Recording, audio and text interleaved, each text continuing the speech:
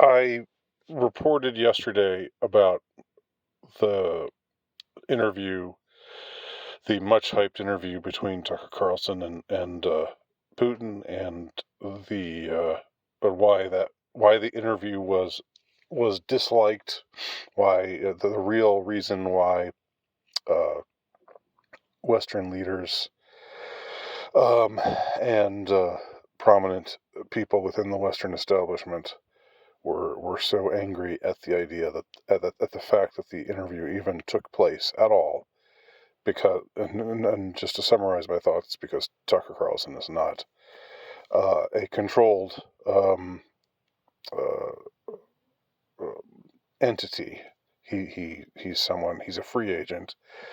He does what he wants, and he asks the questions that he wants to ask, and so uh, they can't just make it into a propaganda job like they would if it were one of their controlled reporters in the mainstream media. So that was my thoughts. Those were my thoughts about the the reaction to the interview taking place. So today I want to just give a sort of postmortem. Again, this is one of those this is a topical thing, and I'm moving away from topicality. I really, truly am.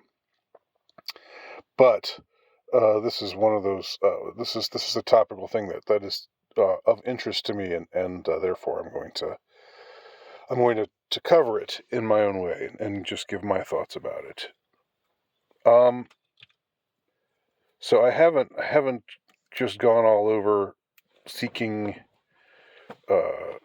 responses. It doesn't really interest me to go to I don't know, hear what people at CNN or MSNBC or the like have to say. I mean, it's completely predictable. Or even Fox News. If they're even talking about it at all, they're probably keeping mum about it just because Carlson was once theirs, and now he's off, and really really doing a whole lot more than he ever did with them, and bringing a whole lot more viewers than he ever brought to them. Just in spite of the fact that he's more limited in scope. Um, he's just generated more interest again as a free as a non-controlled entity, and I think Tucker Carlson is somebody who's not controlled. I will say that about him. And so all that said, and um, I did. So I don't really have anything to say about, oh, this response was this way and that response was that way. I just the most that I read were a few people who I thought would be more tolerable to read. I didn't want to read all the unhinged stuff. I mean, I guess it might be amusing in a way to read the neocons and neolibs rage and fulminate over this interview, but I just wasn't in the mood for it. So instead, what I stuck to were things that people on the right and people on the distant right, or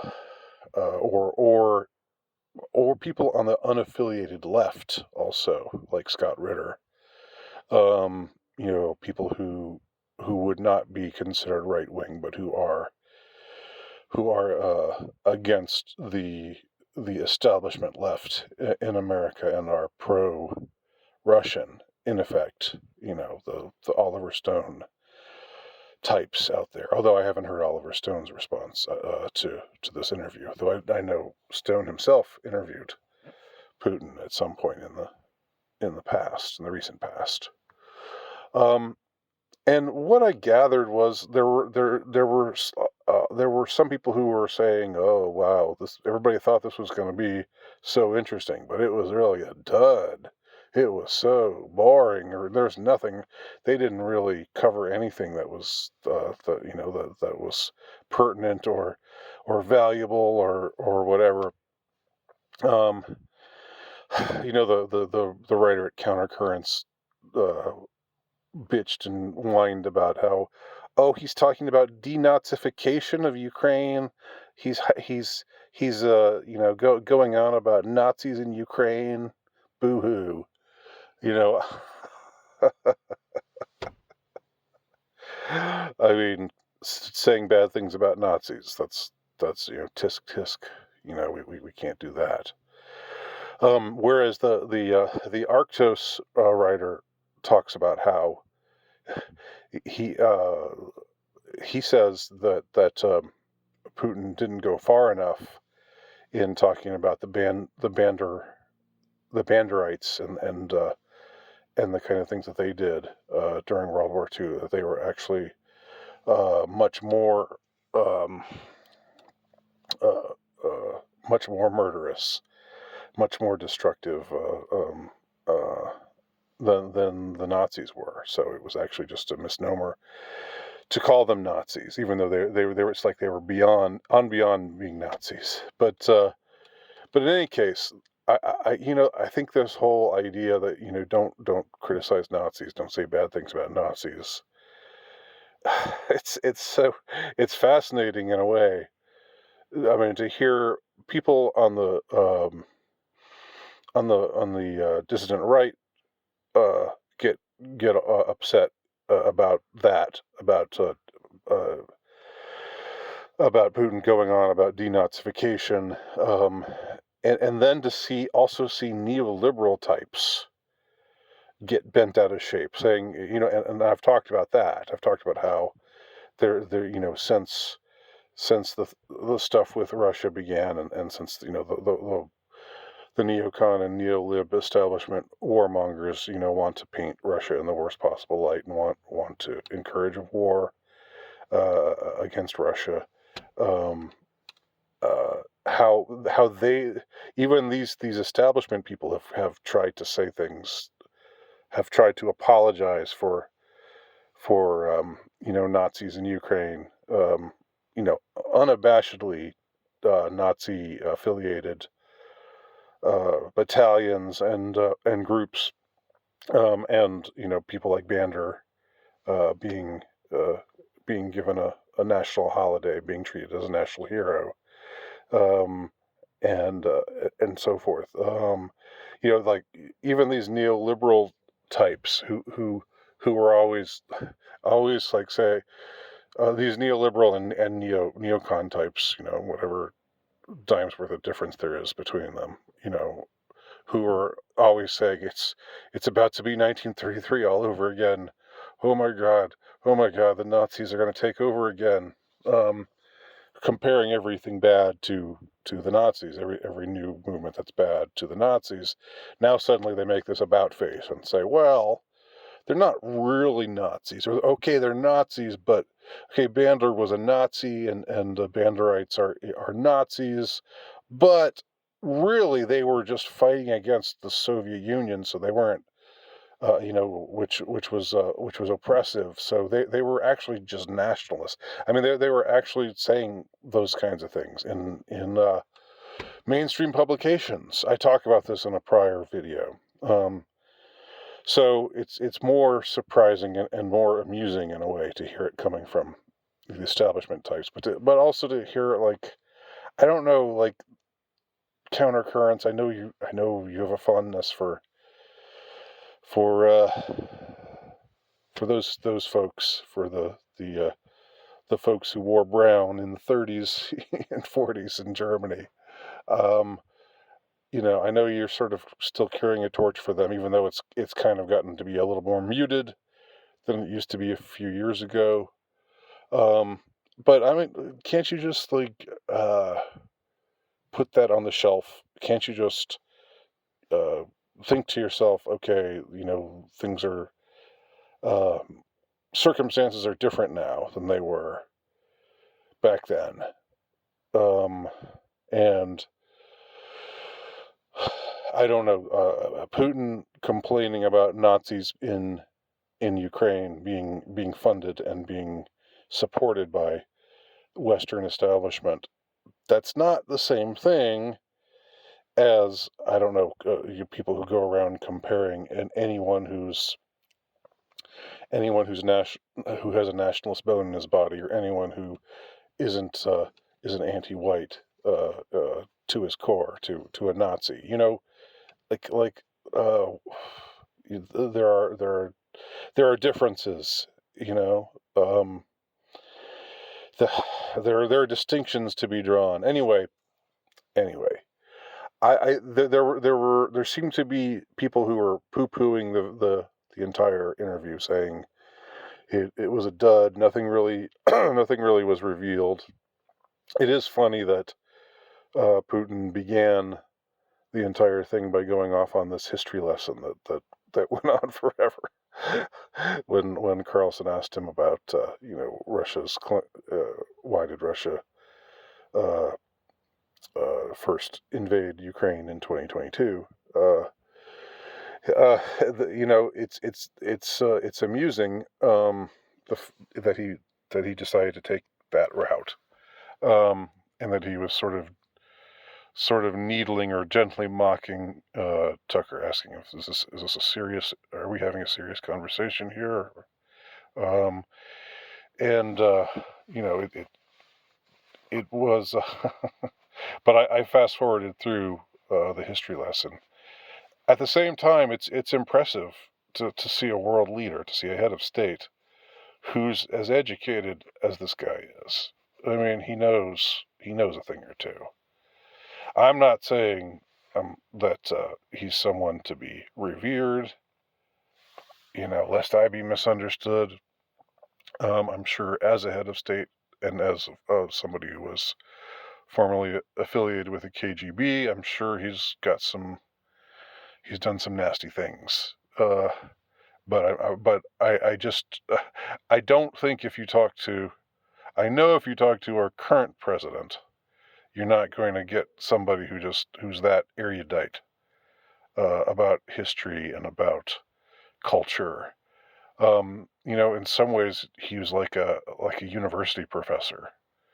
I mean, university professor as a head of state is that's a pretty interesting thing. Why do they get that? Why is that happening in Russia and not happening anywhere in the West? You know, um,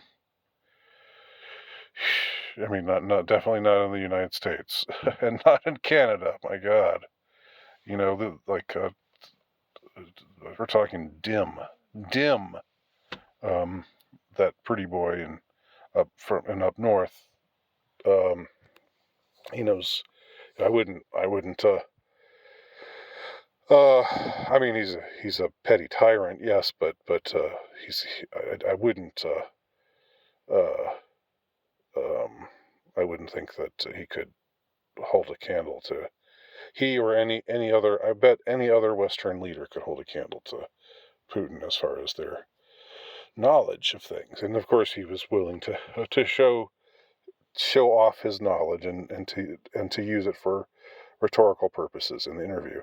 The people who were saying this interview was just a dud, or that it didn't really cover anything that we thought it would cover, or we were hoping that Putin would say more about how nasty the West is, and attack cultural Marxism and wokeness and stuff like that more than he did. I just like to me. Again, take it with a grain of salt, because I'm just some guy. To me, it just didn't seem like Putin. It, uh, I didn't watch this interview and think to myself, oh, boy, this is a dud. This is really, this is totally uninteresting. Why isn't he talking more about the problems vexing the West? Well, because he's the president of Russia, and he's interested in what he thinks is in the best interests of Russia, and so that's what he's going to stick to. You know, he's not going to go off fulminating against Western wokeness. Even though it's clear where he stands on it.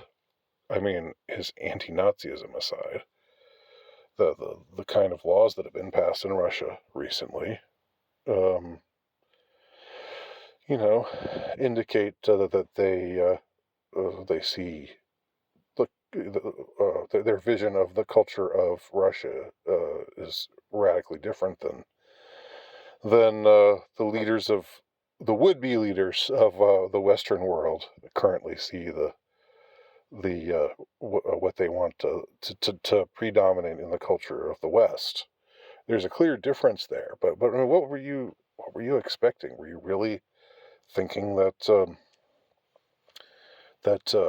was going to become so? And like if that were true, if he did go off like that, um, wouldn't that just give ammunition to the neoliberals, and wouldn't that just say, well, like, all these people who are all these people in the West who are against wokeness, they're just slaves to Putin. Wouldn't that make it a lot easier for them to? I mean, they're going to do that anyway.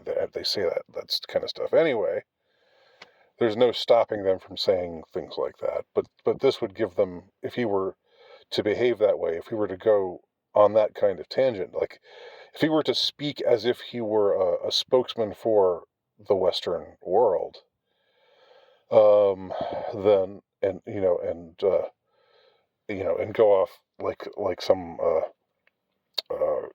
right wing anti woke uh, kind of uh, kind of spokesman for a traditionalist view of the West. I mean, uh, that wouldn't really be. I mean, it's kind of silly to expect him to do something like that. What he did do was talk about the various ways in which um, his country has, in his view, and I tend to think that he's right. I'm just some guy, but I tend to think that he's right. Has been aggressed against by NATO, um, and he gives clear examples. He talks about the the Nord Stream pipeline and the sabotage that took place. He was asked who did it. He said, "You did it." He said that to Tucker, and of course he didn't mean Tucker, um, but he did mean America. America did it. The CIA did it. He said that openly. Well, what more do you want? And he talked about other things that are obviously true. The Minsk Accords, and so forth. Various other things that are absolutely true, but that you just don't ever hear about from Western media. Um, the fact that Eastern Ukraine has a lot of people who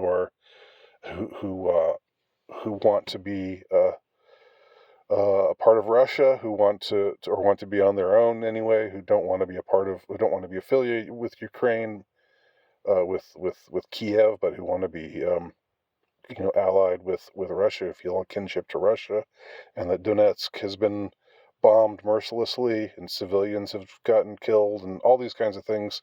He drew attention to, you know, and and if any other Western quote unquote journalist, which is to say, paid propagandist, propped up propagandist.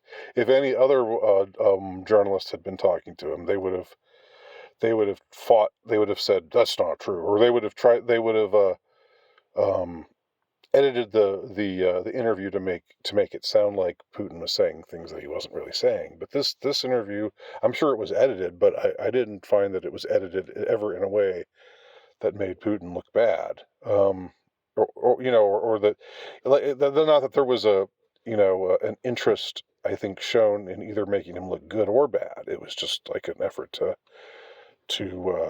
portray him as in a truthful, honest way, as the interview unfolded. And it seemed that was the case.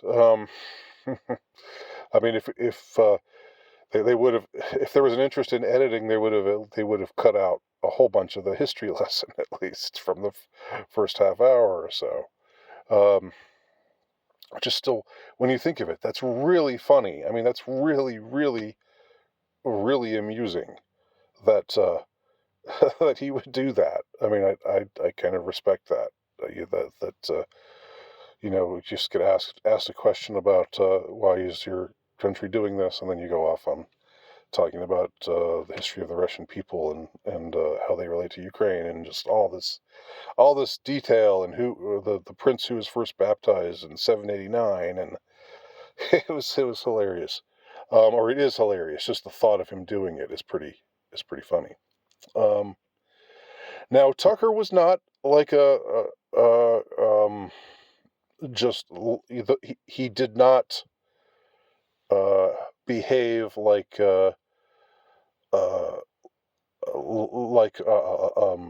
a good little Russian propagandist, the way that I'm sure they're talking about him on. I'm sure I haven't looked at Collins' site recently, but I'm sure Colin Liddell is saying all kinds of things, all kinds of nasty things uh, about Tucker Carlson. I mean, he said about him in the past that he was bought off by Putin, that Russia bought him off, which fits in with Colin Liddell's overall take on things, that the dissident right and anybody who's any sort of dissident figure. Standing apart from the neoliberal neocon establishment is just a Putin stooge. But a true Putin stooge wouldn't have pressed the point about the Wall Street Journal reporter, whose name I don't remember right now, but somebody who's 32 years old, who's being kept in prison in Russia, and Carlson basically said, "Look, he's not a spy. Why are you treating him like he's a spy? He's just some kid." He said he called him a kid. He's 32 years old. He's not really a kid. But and but Carlson was saying, why don't you, as a gesture of goodwill, why don't you let him go? You really should let him go. He's not he hasn't done anything on the level of espionage. And Putin said, au contraire, he has. And now I don't know what the truth is with this guy, this Wall Street Journal reporter who is in prison in Russia right now.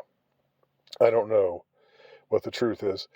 I know that Putin did indicate that we don't really want to hold him forever. We've got channels open, and uh,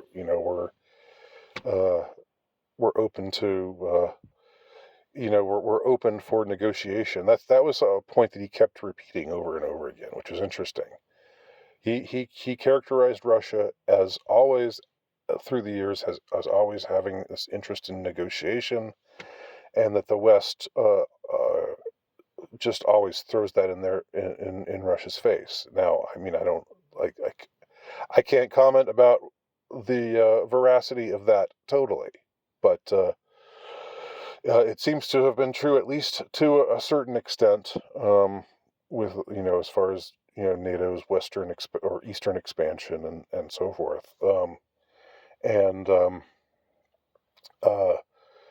with regard to this reporter, Putin was sort of saying, look, we make all these goodwill gestures, and we it's seldom if ever reciprocated.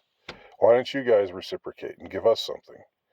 Um, Putin came across as somebody who was pragmatic. He wasn't going to get angry or upset about anything. He was just sort of like, this is the way the world is. This is the way things work.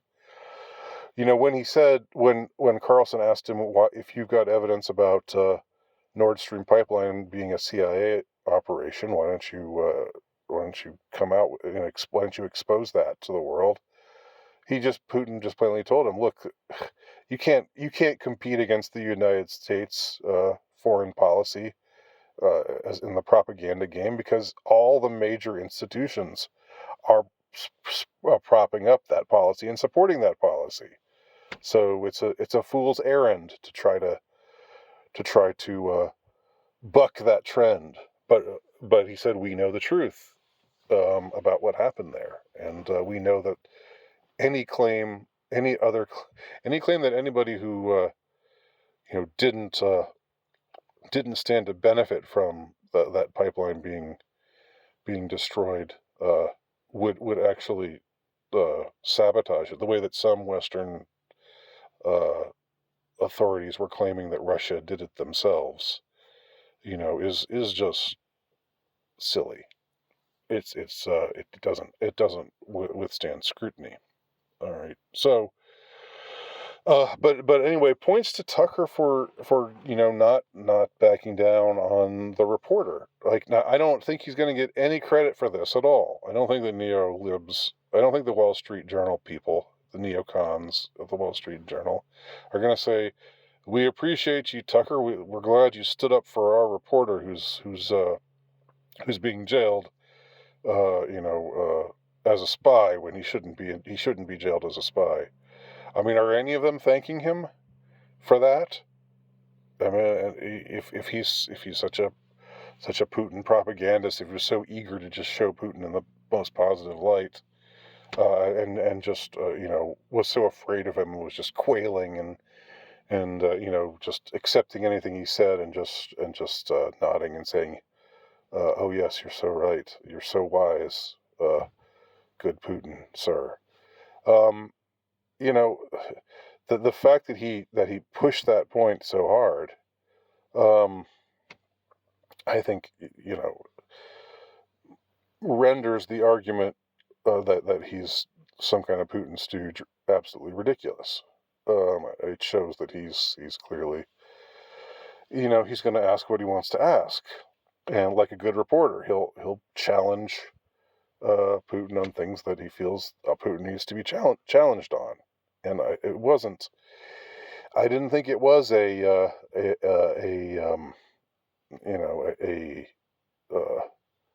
lick-spittle kind of uh, uh, obsequious interview, which is how I'm sure it's being characterized by people in the Western establishment right now. I just haven't bothered to read their stuff. Because it's boring and it's annoying and it's infuriating. And it's a lie, and I just don't want to bother. I've got better things to do with my time. So anyway, that's my postmortem on the Carlson Putin summit. Let me know what y'all think. If you haven't seen it, you can see it. I think on Tucker Carlson's own channel. You can see it. It's posted in its entirety on X. Anyone can see it for free. And I'm very interested to hear what anybody else has to say about it. Am I missing anything? Am I wrong? Am I right? Tell me your thoughts below. I'm very interested to hear.